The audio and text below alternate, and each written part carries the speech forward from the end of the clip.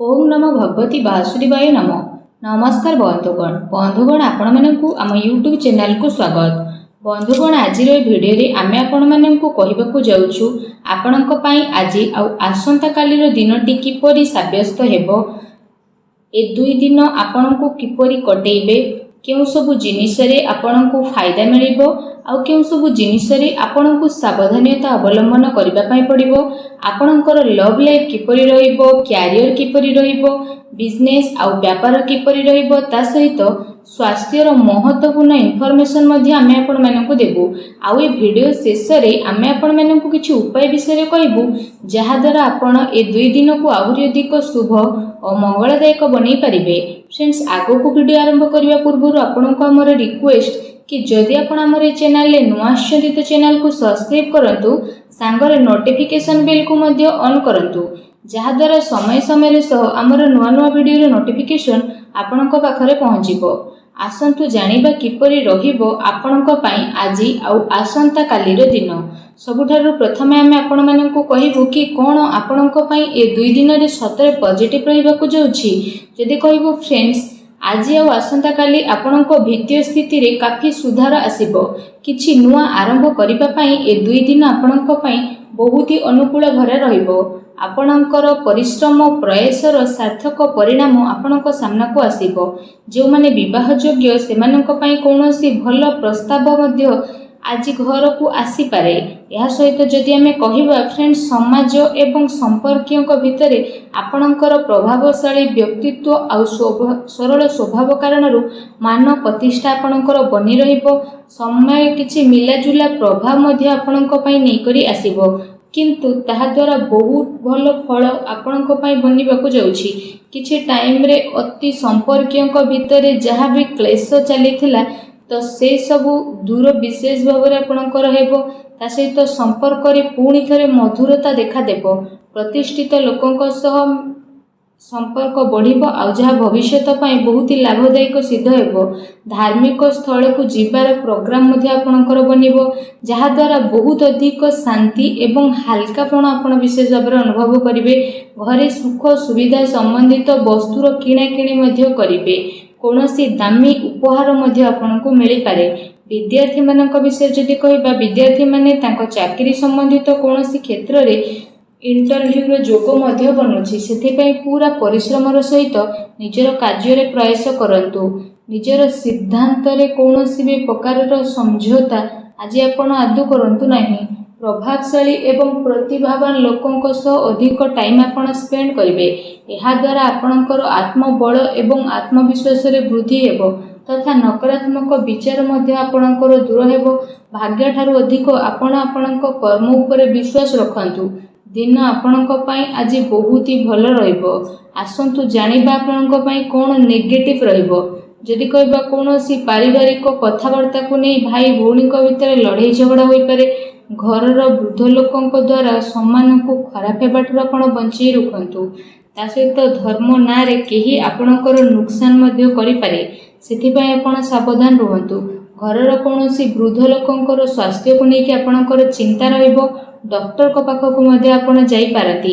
एहा सहित जदि कहिबा आपणको आपणकर स्वभाव रे ईगो को खत्म करबा पई पड़िबो, जहा द्वारा जहा भी सब प्रॉब्लम थिला सब प्रॉब्लम रे सॉल्व हेबो।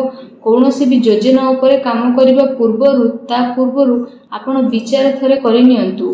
कोनोसी दुखद समाचार मिलिबा कारणरु किछि टाइम रे आपणको मन रे उदासी आ नकारात्मक विचार मध्ये आसी पारे, किंतु आपण शीघ्र ही से सबरु बाहर को बाहरिबे। विद्यार्थी वर्ग पाठ पढ़ा अपेक्षा फालतू कथाबार्ता रे ध्यान केंद्रित करिवे। निजर महत्वपूर्ण कागज पत्र को बहुत ही अधिक संभाली के रखंतु, काहेकि ना जदि हजि जीवो तो मिलिबा बहुत ही कष्ट साध्य हेबो। घरे छोट कथा रे अकारण रे चिंता उत्पन्न हेबो, सेथि पई अधिक क्रोध करिबा ठारू दूरी रुहंतु। सामाजिक गतिविधि रो अधिक ध्यान न देई कि किछि अति संपर्कीय लोक आपणक ऊपर नाराज होई पारंती, किंतु एक कथा ऊपर ध्यान न देई आपण आपणकर कर्म ऊपर लागि रखंतु। घरर वरिष्ठ लोकंकर मान सम्मान अवश्य बनिकी रखंतु। आसंतु जानिबा आपणकर लव लाइफ किपरि रहिबो। तो जीवन साथींकर भावनार आपण सम्मान करंतु। एहा द्वारा संबंध आहुरी अधिक मजबूत हेबो। ପ୍ରେମ ସମ୍ବନ୍ଧ ଆପଣଙ୍କର ମର୍ଯ୍ୟାଦାପୂର୍ଣ୍ଣ ରହିବ। କୌଣସି ବିପରୀତପୂର୍ଣ୍ଣ ଲିଙ୍ଗୀ ଅଚାନକ ମିଳିବା କାରଣରୁ ଆପଣଙ୍କୁ ଆଶ୍ଚର୍ଯ୍ୟଜନକ ପ୍ରସନ୍ନତା ମଧ୍ୟ ଅନୁଭବ ହେବ। ଘର ପରିବାରର ବାତାବରଣ ବହୁତ ହି ସୁଖଦପୂର୍ଣ୍ଣ ରହିବ। ପତି ପତ୍ନୀଙ୍କ ଆପୋଷିକ ସହଯୋଗ ଆପଣଙ୍କ ଘରେ ସୁଖ ଶାନ୍ତି ବନେଇକି ରଖିବ। ପ୍ରେମ ସମ୍ବନ୍ଧରେ ଆଗକୁ ଆସୁଥିବା ଟାଇମରେ ବିବାହରେ ପରିଣତ ହେବାର ପୂର୍ଣ୍ଣ ରୂପରେ ଯୋଗ ବନୁଛି। ଜୀବନ ସାଥୀଙ୍କର ଆପଣଙ୍କୁ ଏବଂ ଆପଣଙ୍କ କାର୍ଯ୍ୟରେ ପୂର୍ଣ୍ଣ ରୂପରେ ସହଯୋଗ ମଧ୍ୟ ମିଳିବ ତଥା ଘରେ ମଧ୍ୟ ଆପଣଙ୍କର ସକାରାତ୍ମକ ବାତାବରଣ ବନି ରହିବ। ଏହା ସହିତ ଫ୍ରେଣ୍ଡସ୍, ନିଜର ବ୍ୟସ୍ତତାରୁ ଆପଣ କିଛି ଟାଇମ ବାହାର କରିବେ ଆଉ ଯାହାଦ୍ୱାରା ଆପଣ ଆଗକୁ ମଧ୍ୟ ବଢ଼ିବେ। ପରିବାରରେ ପିଲାଙ୍କ ପାଇଁ ଆପଣଙ୍କ ସମୟ ମଧ୍ୟ ଦେବେ, ଯାହାଦ୍ୱାରା ପରିବାରରେ ଆପଣଙ୍କର ରେସ୍ପେକ୍ଟ ଆହୁରି ଅଧିକ ବଢ଼ି ମଧ୍ୟ ଯିବ। ଆସନ୍ତୁ ଜାଣିବା 2 ଦିନରେ ଆପଣଙ୍କର ବ୍ୟବସାୟ କିପରି ରହିବ। ଯଦି କହିବା ବ୍ୟବସାୟରେ ଏବେ ବର୍ତ୍ତମାନ ପରିସ୍ଥିତିର ପ୍ରଭାବ ବନୁଅଛି। ଧନ ସମ୍ବନ୍ଧିତ ଲେଣ ଦେଣରେ ବହୁତ ଅଧିକ ଆପଣ ସାବଧାନ ହୋଇକି ରୁହନ୍ତୁ, କାରଣ ଧୋକା ହେବାର ସମ୍ଭାବନା ମଧ୍ୟ ବନୁଛି। ଚାକିରି ପେଶା ବ୍ୟକ୍ତିଙ୍କର ଅଫିସର ମାହୋଲ ବହୁତ ହିଁ ଶାନ୍ତିପୂର୍ଣ୍ଣ ବନିକି ରହିବ। କାର୍ଯ୍ୟକ୍ଷେତ୍ରରେ ଯଦି କୌଣସି ପ୍ରକାରର ନିବେଶ କରିବା ପାଇଁ ଚାହୁଁଛନ୍ତି ତ ବିଶେଷ ଭାବରେ ସେସବୁ କାର୍ଯ୍ୟକୁ ବହୁତ ଗମ୍ଭୀରତାର ସହ ଆପଣ କରିବେ। ଏହାଦ୍ୱାରା ଆପଣଙ୍କୁ ବହୁତ ହି ଭଲ ରେଜଲ୍ଟ ପ୍ରାପ୍ତ ହେବ। ଦିନ ଆପଣଙ୍କ ପାଇଁ ବହୁତ ହି ଭଲ ରହିବ। ଚାକିରିରେ ନୂଆ ସମ୍ଭାବନା ମିଳିବାର ଆଶା ରହିଛି। ଏହା ସହିତ କାର୍ଯ୍ୟକ୍ଷେତ୍ରରେ ଅନ୍ୟର ହସ୍ତକ୍ଷେପ ଦ୍ୱାରା କର୍ମଚାରୀଙ୍କ ଭିତରେ ମତାନ୍ତର ହୋଇପାରେ, ସେଥିପାଇଁ ନିଜର ନିର୍ଣ୍ଣୟକୁ ପ୍ରାଥମିକତା ଦିଅନ୍ତୁ ତଥା ବ୍ୟବସାୟିକ ଗତିବିଧିରେ ନିଜର କଡ଼ା ନଜର ରଖନ୍ତୁ। ଏହା ସହିତ ଚାକିରି ପେଶା ବ୍ୟକ୍ତିମାନେ ଅଫିସରେ ପଲିଟିକ୍ସର ଶିକାର ହୋଇପାରନ୍ତି, ତେଣୁ ଟିକେ ସାବଧାନ ରୁହନ୍ତୁ। ଏହା ସହିତ ଏ ଦିନରେ ଆପଣ କୌଣସି କାରଣରେ କାର୍ଯ୍ୟକ୍ଷେତ୍ରରେ ଅଧିକ ଟାଇମ ଦେଇପାରିବେ ନାହିଁ, କିନ୍ତୁ ସହଯୋଗୀ ଆଉ କର୍ମଚାରୀଙ୍କର ଉଚିତ ସପୋର୍ଟ ଆପଣଙ୍କୁ ମିଳିବ।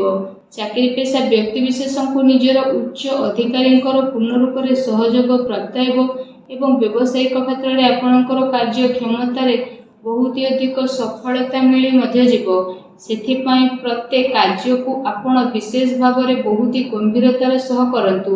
ଚାକିରି ପେଶା ବ୍ୟକ୍ତିଙ୍କୁ ତାଙ୍କର କାର୍ଯ୍ୟକ୍ଷମତା ପାଇଁ ପ୍ରୋତ୍ସାହନ ପ୍ରାପ୍ତ ହେବ, ଯାହାଦ୍ୱାରା ସେମାନଙ୍କ ମନ ବହୁତ ହି ପ୍ରସନ୍ନ ମଧ୍ୟ ରହିବ। ଆସନ୍ତୁ ଜାଣିବା ଆପଣଙ୍କର ସ୍ୱାସ୍ଥ୍ୟ କିପରି ରହିବ। ଯଦି କହିବେ 2 ଦିନରେ ଆପଣଙ୍କ ସ୍ୱାସ୍ଥ୍ୟ ବହୁତ ହି ଉତ୍ତମ ରହିବ ତଥା ଆପଣ ଊର୍ଜାରେ ଭରପୁର ରହିବେ। ଆପଣ ନିଜେ ନିଜକୁ କାଫି ସୁଖୀ ଆଉ ଚିନ୍ତାମୁକ୍ତ ମଧ୍ୟ ଅନୁଭବ କରିବେ। ତା ସହିତ ଏ ଦିନର ସମୟ ସ୍ୱାସ୍ଥ୍ୟ ଦୃଷ୍ଟିରୁ ବହୁତ ହି ଭଲ ସମୟ ରହିବାକୁ ଯାଉଛି।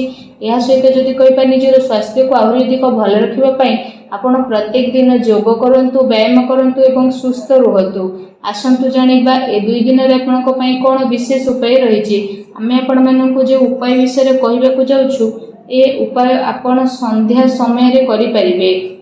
ବିଶେଷ ଭାବରେ ଯଦି ଆମେ ଆପଣମାନଙ୍କୁ କହିବୁ କି ଆପଣମାନେ ବିଶେଷ ଭାବରେ ସନ୍ଧ୍ୟା ସମୟରେ ଘରର ଈଶାନ କୋଣ ଅର୍ଥାତ୍ ଘରର ଉତ୍ତର ପୂର୍ବ କୋଣରେ ଏବଂ ଘରର ପୂଜା ସ୍ଥଳରେ ଆପଣମାନେ ଗୋଟେ ଘିଅର ଦୀପଟିଏ ପ୍ରଜ୍ୱଳନ କରନ୍ତୁ। ଏହାଦ୍ୱାରା ମାନସିକ ଭାବରେ ଆପଣଙ୍କୁ ଶାନ୍ତି ମିଳିବ ଆଉ ନକାରାତ୍ମକ ଶକ୍ତିର ମଧ୍ୟ ବିନାଶ ହେବ। ଭିଡ଼ିଓ କେମିତି ଲାଗିଲା କମେଣ୍ଟ କରିକି ଜଣାନ୍ତୁ। ଚ୍ୟାନେଲରେ ନୂଆ ଆସିଥିଲେ ଚ୍ୟାନେଲକୁ ସବସ୍କ୍ରାଇବ୍ କରନ୍ତୁ। ଧନ୍ୟବାଦ।